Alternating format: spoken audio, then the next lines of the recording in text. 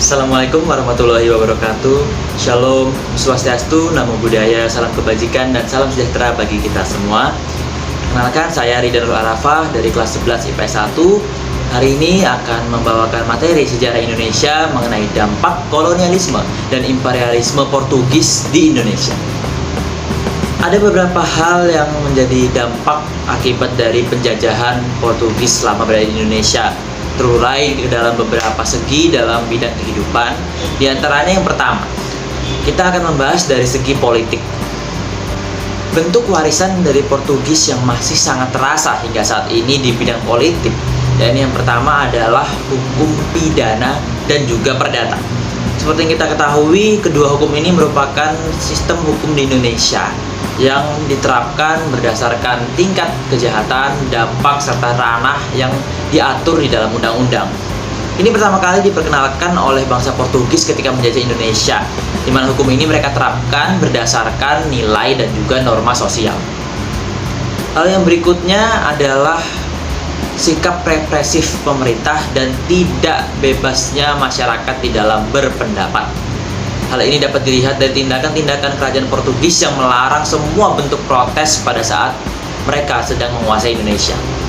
Lalu yang ketiga adalah tidak diakuinya pemerintahan pribumi.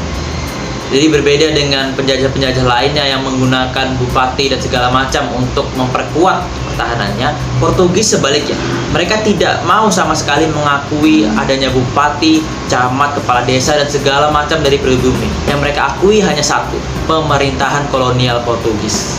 Sehingga bahkan untuk membela atau terlihat bersama dengan rakyat saja, bupati dan kawan-kawannya tidak boleh tampak sebagai seorang penguasa. Setelah kita membahas mengenai politik, maka kita beralih ke segi ekonomi. Di segi ekonomi ini kurang lebih sama dengan penjajah yang lain. Portugis menerapkan sistem monopoli. Tetapi monopoli di sini tidak untuk beberapa perusahaan besar atau beberapa penguasa, tetapi hanya tunggal, khusus untuk kerajaan Portugis saja.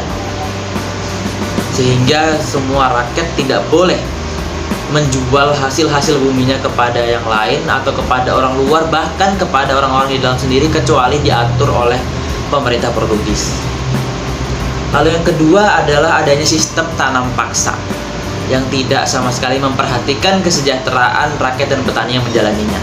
Orang-orang dipaksa untuk menanam tanaman yang komoditasnya benar-benar dibutuhkan untuk diekspor oleh Portugis dan hanya menguntungkan Portugis itu sendiri.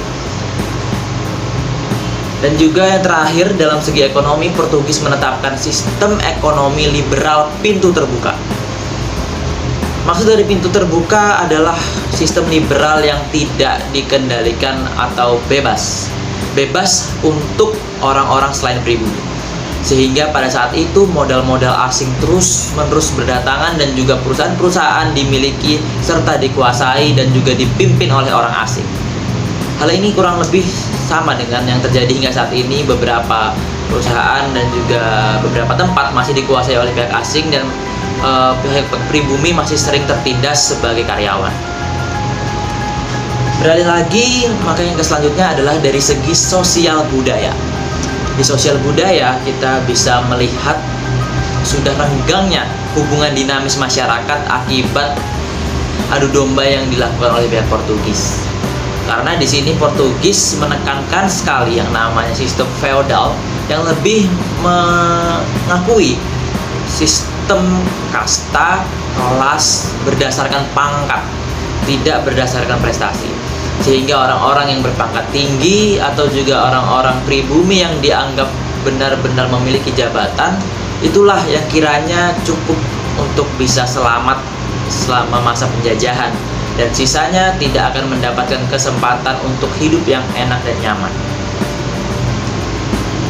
Lalu yang berikutnya juga masih dari segi sosial budaya, di sini terlihat bahwa Portugis turut mengatur kehidupan masyarakat di pribumi, salah satunya dengan diskriminasi dan juga penindasan oleh kaum mereka sendiri, yakni kaum kulit putih.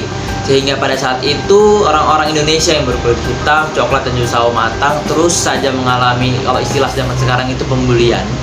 sehingga tidak hanya diguncang oleh fisik, tetapi bangsa kita juga dihancurkan secara mental oleh bangsa Portugis.